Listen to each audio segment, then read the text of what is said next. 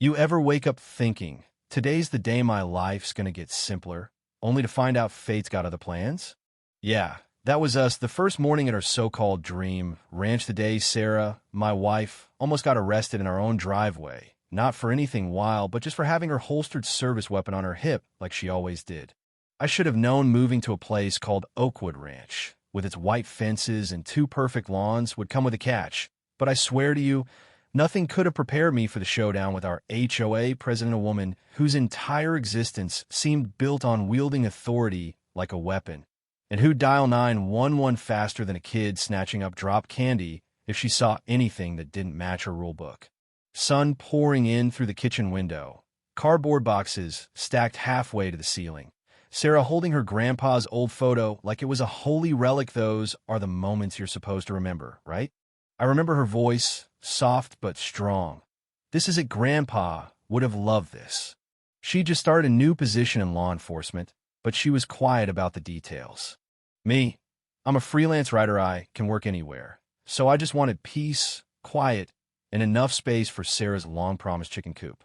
Everything felt perfect until it didn't.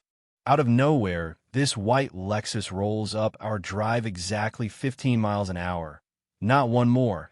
Not one less, and out steps the woman herself, Karen Thompson, in a beige suit so sharp I'm surprised it didn't draw blood. Her hair had that helmet look, not a single strand out of place, her smile pure Botox. "Welcome to Oakwood Ranch community," she said, but her voice made it clear we were more intruders than neighbors.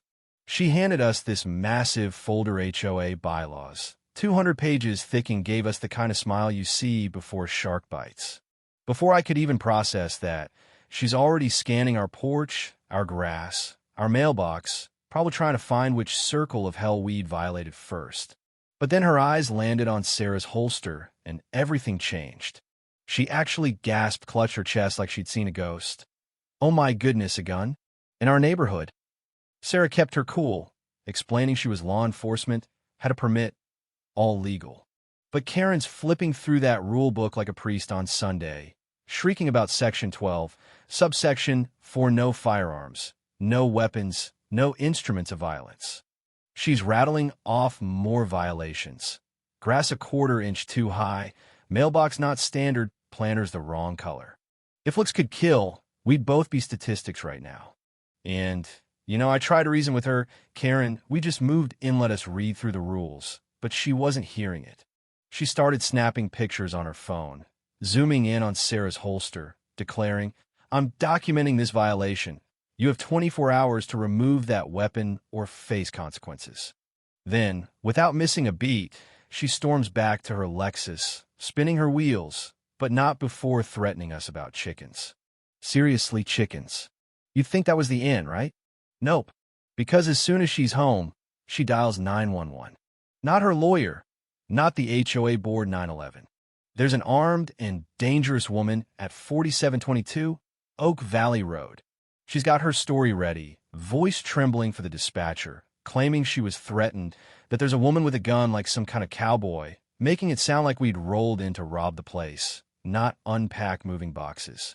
And yeah, she names Sarah, gives our address, even describes the gun.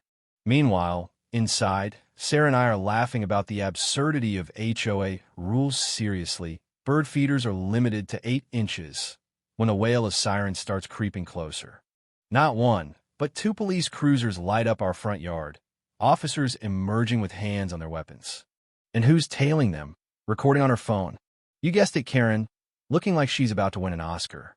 "Ma'am, keep your hands where I can see them," says the young lead officer. Sarah does as asked, identifying herself as law enforcement, weapon legal, ID in her back pocket. And then, like a scene out of a movie, the officer squints at her recognition dawning. Turns out, Sarah is his new boss, the newly appointed chief of police, something even I didn't know until that second. Karen's jaw hits the sidewalk. The officer apologizes, stumbling over his words, mortified, while Karen looks ready to melt into the asphalt.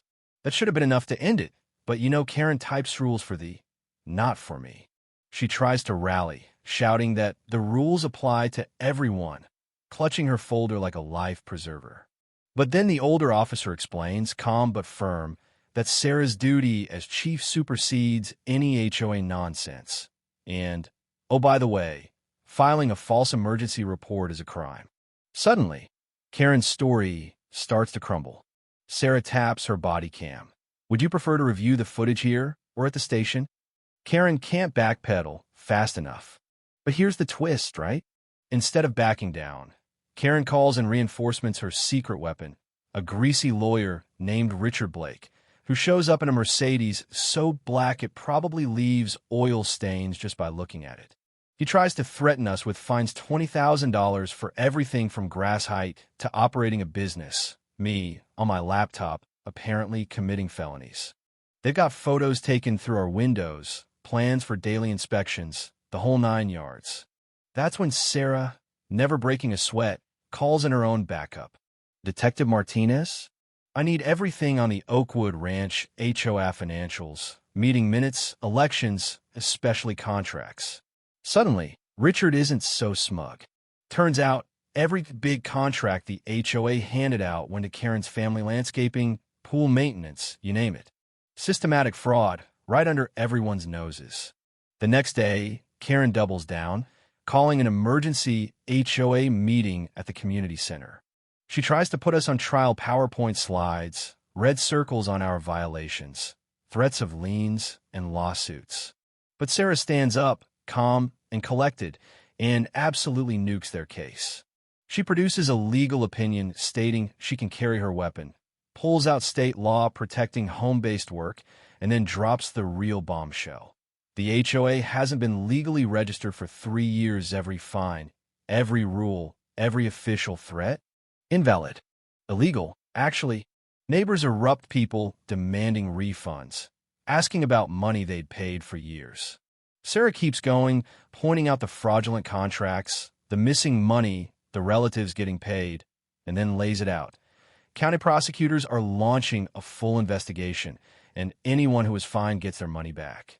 Karen's power, her whole identity, collapses in front of the entire neighborhood. But Karen, desperate, tries one last trick. She accuses Sarah of having a dark past, waves around a folder from her bargain basement private investigator, and tries to smear her as corrupt. Instead, Sarah calmly explains she was the whistleblower in a Chicago police scandal. She wore a wire for 3 months, helped bring down a corrupt commander, and was promoted because of her integrity. Karen's supposed gotcha becomes a punchline. When Karen threatens everyone in the room, Officer Mike Johnson, standing by with his body cam, steps forward and arrests her fraud, embezzlement, witness intimidation. Just like that, the so-called queen of Oakwood Ranch is escorted out in handcuffs, her allies vanishing like mist. 3 months later, Karen's behind bars, convicted on all counts, the HOA reborn under new leadership, the bylaws rewritten to protect not punish homeowners. Sarah and I, we finally got those chickens, and yes, we named the loudest one Karen. Turns out, she's way more productive. She actually lays egg for the neighborhood, instead of just making noise. So, that's how moving to the suburbs turned us from newcomers to outlaws to the folks who brought down a corrupt HOA. What about you? Ever tangled with a power-tripping neighbor or an overzealous HOA?